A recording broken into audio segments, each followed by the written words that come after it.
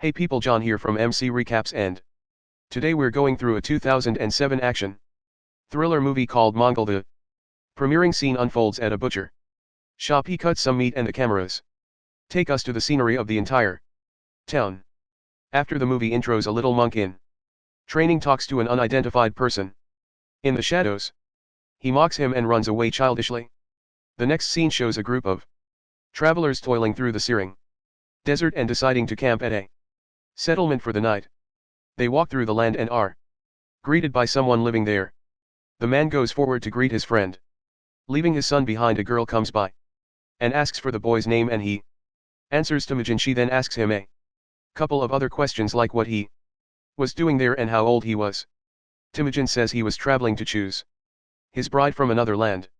The girl then tells Temujin goodbye and tells him her name was Bort. She also tells Temujin to choose her.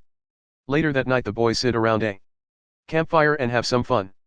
As they fight for the fun of it, Bort and Temujin's eyes meet. Further into the night, Temujin tells his dad he'd like to choose his bride from the clan they were at that moment. His father says he can't do that because the clan's weak. The next morning, Temujin's dad instructs his son on how to choose the perfect bride from the group of girls lined up before him. Temujin walks forward and backward until he chooses a girl from the group. She immediately agrees and steps forward to meet her father-in-law. The men celebrate the newfound union and finish up the ceremony. Temujin takes his lead, telling his bride-to-be he'd be back in 5 years. Temujin's father grumbles as they make their way back to their settlement. On their way, the clouds change and things get thunderous. Temujin and his group all camp under a cave to wait for the thunder out. The next morning, they come across some travelers. They stop by to say hi and are greeted quite warmly. Isuch, Temujin's father, takes the first sip of the milk being brought towards him. He drinks it all and they continue their journey. While on the way, Isuch feels some pain in his stomach. The servants advise Isuch to stop by, but Isuch continues the journey. Unfortunately for him, he drops after taking a few steps. His son Temujin walks to his dying father and hears his last words. Temujin and his people bury their Khan Isuch before they arrive at another settlement. There seems to be some hubbub around the settlement now that their Khan is dead. A rebel soldier takes over the town.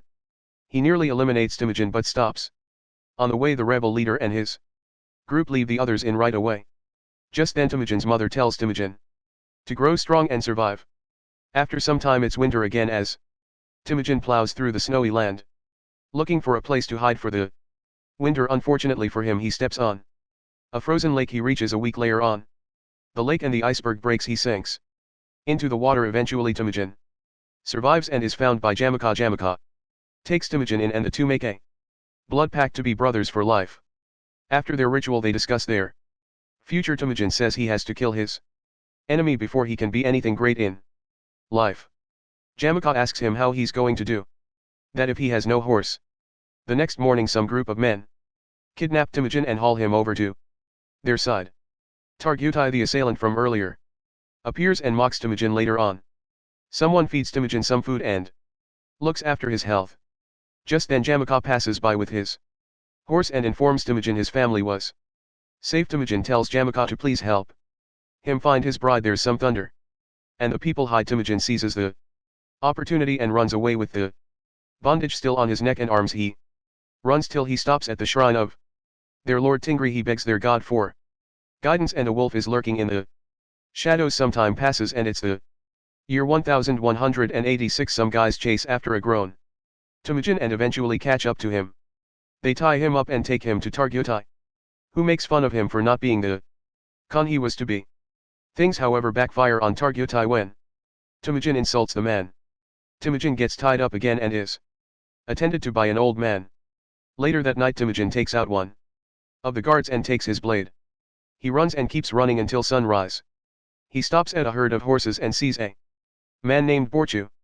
Borka frees Temujin and gives him a horse. Temujin takes the horse and rides off into the sunset. Literally, he rides to his bride's clan and chats with his bride's father. Soon Bort was summoned to see her husband. She greets him and they ride together. They keep riding until Temujin reaches his mother's location. His mother greets him warmly and gifts his bride with a necklace. They sit down to drink some milk and play for a while. That night, a group of Rebels attacks Oli and Temujin's mother. Chilido, their leader, teases Olian and tells her that he wants Temujin's bride. This angers Olian and she throws a tantrum which makes the rebels burn down her house and capture her the next morning. Temujin and Board sit and chat on the grass when the rebels attack them. Eventually they get spotted and pursued by the rebels. Child Hija shoots an arrow at Temujin and this weakens him, seeing the impending danger coming to her husband. Board slaps Temujin's horse and tells it to go home. The horse obeys. Board is captured by the rebels. Thankfully the horse finds its way home to Oli and Temujin is rescued by her mother. Some time passes and Temujin is good again. He pays Jamaka, his blood brother, a visit. They exchange pleasantries and chat about his wife's kidnapping. Jamaka tries to talk him into choosing another bride. Temujin says he wants Board. As they discuss, someone joins them in their talk. Then Jamaka asks Temujin his soldier count. After finding out it was next to none, Jamaka decides to help him out and tells him not to tell anyone they went to war over a woman. The next scene shows Temujin and Jamaka with some soldiers riding in Merkit territory. They get ambushed and attacked. They fight through thick and thin until Temujin finds his bride Board. They hug and return to base that night. Temujin, Jamaka and his crew all sit by a campfire and joke about stuff. Jamaka asks Temujin to stay with him, but he says he's better off alone. Later on, Temujin is called upon to split the spoils of their victory. He shares things fairly amongst the people and they cheer him on.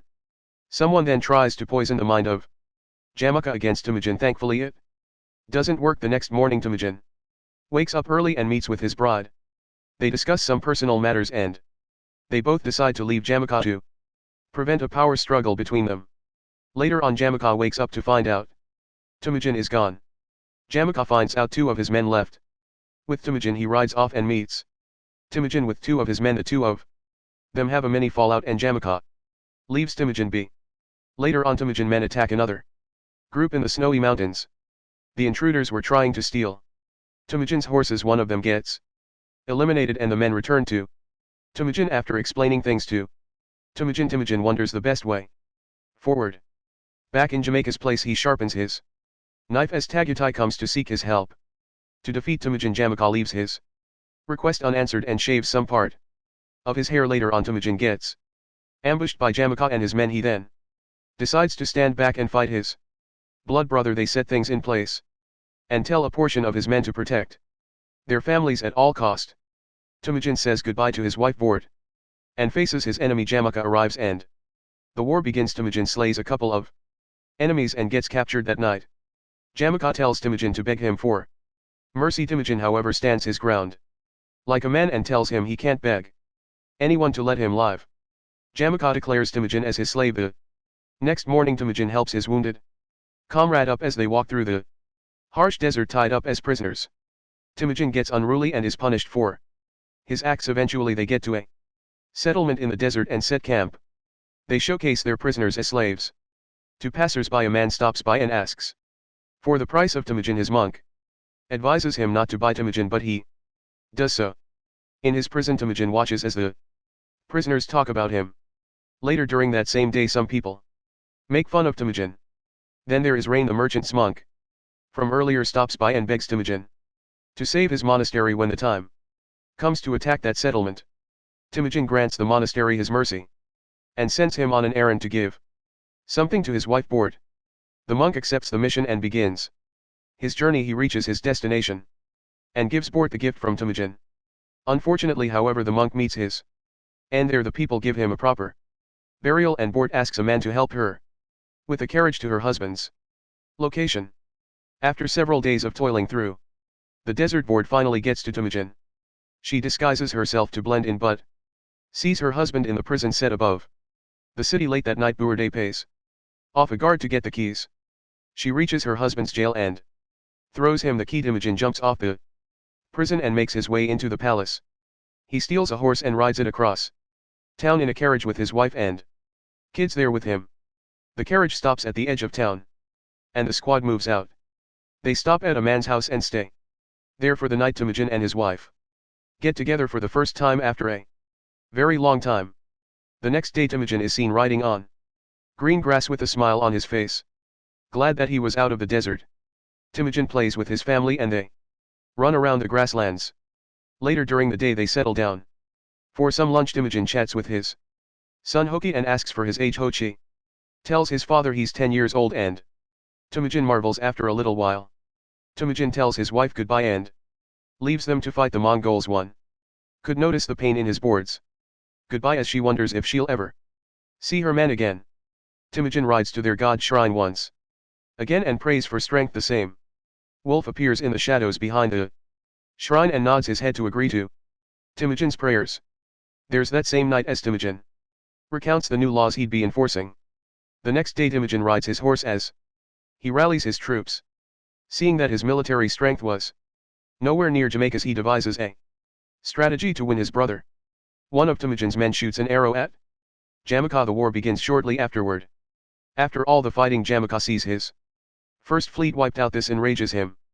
As he tells his warriors to attack Temujin, the skies darken up as if the gods were having an awesome time in their theater. The two armies marched towards each other and there's thunder.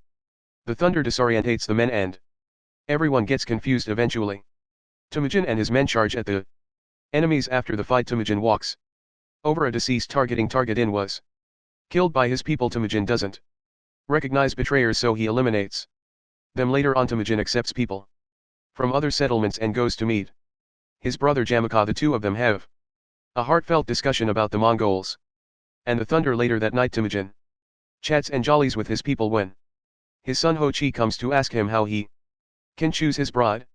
Temujin gives him a brief explanation and tells him his mother chose him. Later on, Temujin and his wife Bort are at a cliff discussing how their lives have been a life of traveling and adventures. Temujin suits up and tells his wife that he has to finish some business before finally resting with her.